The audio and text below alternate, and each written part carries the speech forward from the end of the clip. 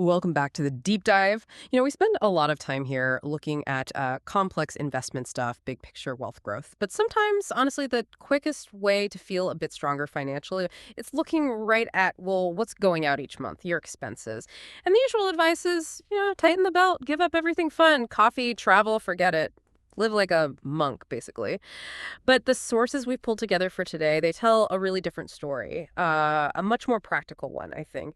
They promise that the key to saving real money isn't about total deprivation. It's about optimization, cutting expenses without really feeling that pinch. Okay, let's unpack this.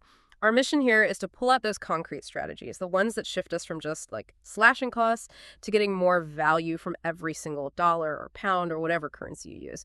It's really about finding that waste we don't even notice. That's absolutely spot on. And for you listening, the core idea here is just so important.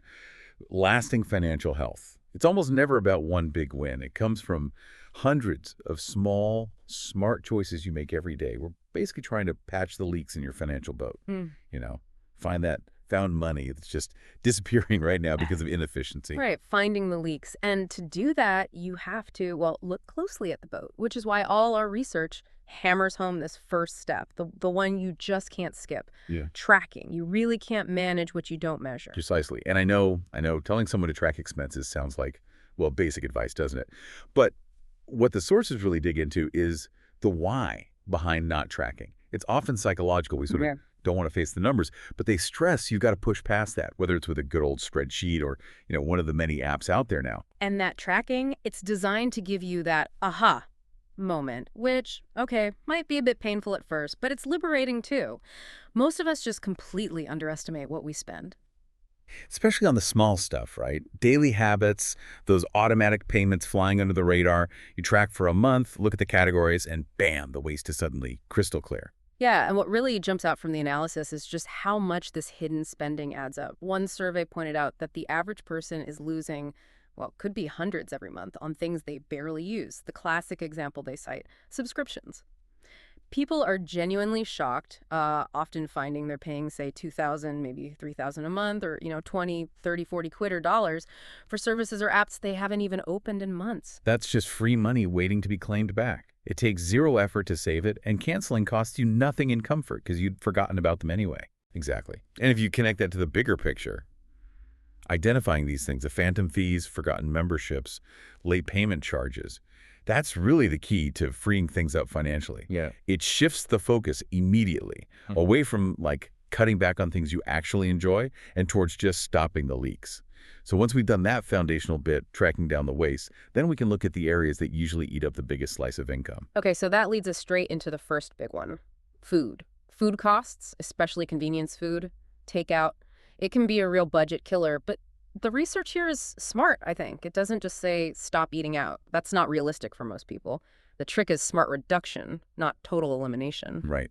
The sources get it. Takeout, restaurants, they're often about quality of life, especially when life gets busy or stressful, but they offer a really practical, high-impact strategy. Cut back significantly. For instance, if you're grabbing takeout 5 times a week now, try cutting that down to twice a week. And replace the other 3 with, quick, affordable, home-cooked meals. The savings can be massive. Okay, but I have to push back a little there. Cooking takes time, right? And isn't lack of time the main reason people get expensive takeout to begin with? Did the sources address that? Oh, absolutely. Yeah. They definitely acknowledge that. And that's precisely why the other part of the strategy is meal planning. The goal isn't to become a gourmet chef overnight. It's about efficiency. The research really underlines that meal planning is crucial.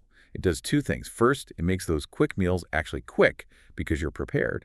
And second, maybe even more importantly, it tackles food wastage head on. Ah, the wastage. That's the key link, isn't it? Exactly. The authors are pretty blunt about it. Food waste is, and I quote, basically money in the trash. If you just buy ingredients on impulse or you buy big bulk bags without a clear plan for using them, things spoil. And that's literally throwing money away. So the advice on buying staples, rice, pasta, lentils in bulk only really works if you plan to use them. Because, yeah, the unit cost is lower, but only if it doesn't end up in the bin. Okay, so kitchen optimized. Check. Let's pivot to the second major high-impact zone. Subscription overload and the surprising effectiveness of just asking for a better deal. Negotiation. We are drowning in streaming services now, aren't we? Netflix, Prime, Disney Plus, Spotify, fitness apps. Having them all running at once, it's often just overkill. And the optimization tactics here are, well, pretty straightforward and smart. The author suggests sharing accounts, where it's allowed, obviously, with family. That's an easy win. But a more, maybe, aggressive tactic is what they call the subscribe and cycle method. Basically, binge everything you want on, say, Netflix for a few months, and then cancel it, then hop over to Disney Plus for a bit. You still get plenty of entertainment, but you could easily have or even quarter your monthly spend. That makes total sense. But the real power move, the one I think everyone should probably try, like tomorrow, is that negotiation tactic they mentioned. It's just the power of asking, calling your main service provider's internet, mobile phone, maybe cable, if you still have it. And this isn't just wishful thinking. The sources explain why it works. Providers will often give you a discount just to keep you. Why? Because getting a new customer costs them way more than keeping an existing one happy with a slightly lower bill. The key phrase they suggest using is something like, "Hi, I'm thinking about switching because of the monthly cost. Could you put me through to your customer retention department, please?" Ah, that's a great tip. Straight to retention. They're the ones with the actual power to offer better deals, right? Yeah, But what if they just say, no? Does the source give you a plan B for that friction? it does, yeah. They recommend being prepared. Do a little homework first. Find a specific, better offer from a competitor. If you call up saying, "Look, competitor X is offering me faster speeds for less money," you change the game. It goes from a casual chat to a real risk of you leaving. That often unlocks the discounts. Needs maybe 15 minutes of research, but the payoff is instant and keeps paying off month after month. Good point. And before we move off bills, there's that really simple efficiency tip that stops money just leaking away. Avoiding silly fees. Switching eligible bills to autopay. It's a tiny admin task, but it saves you from late fees, which the research calls out as purely punitive. Saves headaches, too. Totally passive saving. Okay, moving on to our third area. Let's talk about those quiet money drainers. Utilities and impulse control. Saving on utilities often brings up images of, like, shivering in the dark, right? But the authors really stress that's a big misconception. Right. The goal they talk about is cutting the bills, not cutting your actual comfort. So what are the specific things you can do that give a high return without, needing 5 jumpers indoors? Well, first up, we need to talk about phantom load, sometimes called vampire power. The research shows that just turning appliances off at the wall when you're not using them, and especially unplugging chargers, actually saves money. This isn't just like an old wives' tale. Those idle gadgets, things on standby, they're constantly sipping electricity. Across a whole house, it surprisingly adds up. It's a really low-effort habit change, and you'll see the difference on your next bill. And the big one-time fix they really push for is bulbs, replacing old incandescent bulbs. I loved this specific stat about switching to LEDs. Oh, it's such an instant win. LEDs last way, way longer, so you save on replacements. And get this, they cut the electricity used for lighting by up to 70% compared to the old bulbs. Yeah, there's a small cost to buy them up front, but the payback, often less than a year. After that, it's just pure passive saving. And for those of us in warmer places, there's that subtle thermostat trick, the air conditioning hack. Yes. The difference between setting your AC to, say, 20 degrees Celsius versus 24 degrees Celsius. It's huge in terms of energy use. The authors point out that, honestly, your body barely notices that difference in comfort. But the AC unit, it has to work so much harder to hit that lower temp. Setting it to 24 degrees C is such a minor tweak, but your electricity bill and maybe the planet will definitely thank you. Okay, so now we're shifting gears a bit from the technical financial stuff to the more emotional side of saving, getting a handle on impulse shopping. Our source material calls this the silent killer of budgets because it just chips away at your savings driven by emotion, not need. Yeah, impulse buying is all about that instant dopamine hit you get when you buy something new. So to fight that, the author suggests this brilliant little behavioral trick. It's designed to short-circuit that emotional urge, the 24-hour rule. If you see something non-essential you suddenly really want, you have to force yourself to wait a full 24 hours before buying it. And does that actually work, just waiting a day? Apparently, yes, quite often. Yeah. According to the research, that intense urge to buy, it's usually pretty fleeting. By making yourself wait 24 hours, you give your rational brain a chance to catch up. More often than not, the next day, the item seems way less appealing, or you realize you don't actually need it. Boom, money saved.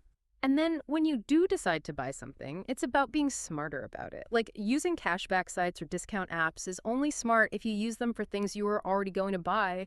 Don't let a tempting 20% off trick you into spending money on something you wouldn't have bought otherwise. That's not saving, that's just spending less on something unnecessary. Exactly. And ultimately, this loops back to that core theme of maximizing value.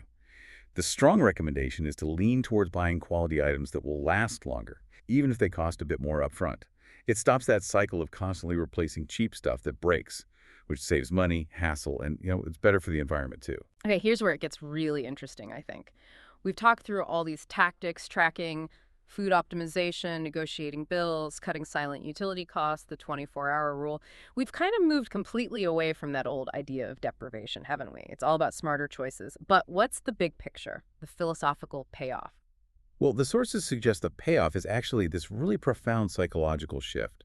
When you start plugging those leaks, cutting out waste, resisting impulse buys, you're not just saving money, you're actually freeing up resources. Mm, And you're consciously choosing where your money goes towards things you genuinely value. That feeling of control, of strategic spending. That's what the authors mean by feeling richer. right, feeling richer even if your income hasn't changed. Precisely. And that sense of control, that freedom, it often leads to this bigger realization.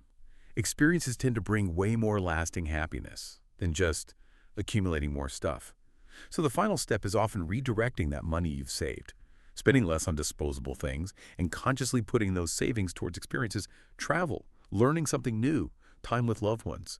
That can genuinely make you feel wealthier because the memories and the joy last so much longer than that quick buzz from buying something new. That feeling of richness comes from alignment. Your money's now working for you, funding things that matter instead of just vanishing into forgotten subscriptions or vampire power. So, what does this all mean for your budget starting today? We've covered those four key areas. First, that essential step of tracking to find the hidden waste. Second, optimizing the big hitters like food and bills using tactics like calling the retention department. Remember that one. Third, implementing those silent savers like tackling phantom load and switching to LEDs. And finally, taming impulse buys with that powerful 24-hour rule. The promise really holds up. You can cut costs significantly without sacrificing your lifestyle. Yeah, financial freedom isn't some far-off dream that only happens with a massive pay rise. It's the sum total of these small, strategic daily decisions. Yeah. The research is clear. If you just eliminate the waste, you've already won half the battle. And that brings us perfectly to our final provocative thought for you, the listener. Since the sources really emphasize prioritizing experiences over just stuff and buying quality things that last, challenge yourself with this question. What one essential recurring expense in your life could you optimize starting now? Maybe it is canceling unused streaming services. Maybe it's swapping just 2 takeout nights a week for cooking at home. Could you optimize that one area enough to fund one truly memorable experience this year? Identify that bit of wasteful spending and think about redirecting it towards something that will bring you genuine, lasting happiness. Find that alignment.